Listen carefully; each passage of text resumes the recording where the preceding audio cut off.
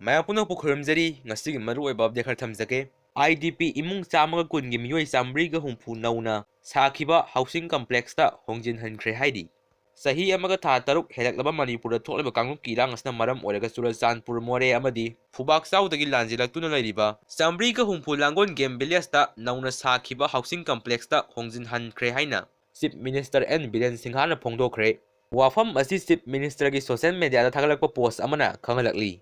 Ngasidagi hauraga Thauban district ta pung 24 gi general strike sathakhiba adu matam kharagi oina hangdokhre haidi.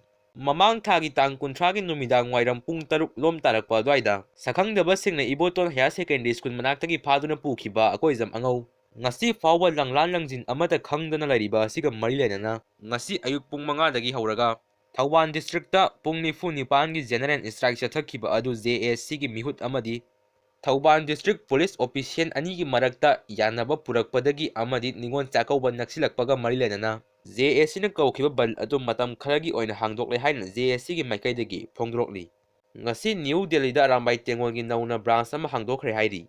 Ngarang mapalomda sanaba sakadaba ngang khara social media gi khuthangda kanglaisa singda mateng nirakhiba adu ngasi Rambai Tengol gi Lusingpuren koronga me khumana mateng tawkhre hairi.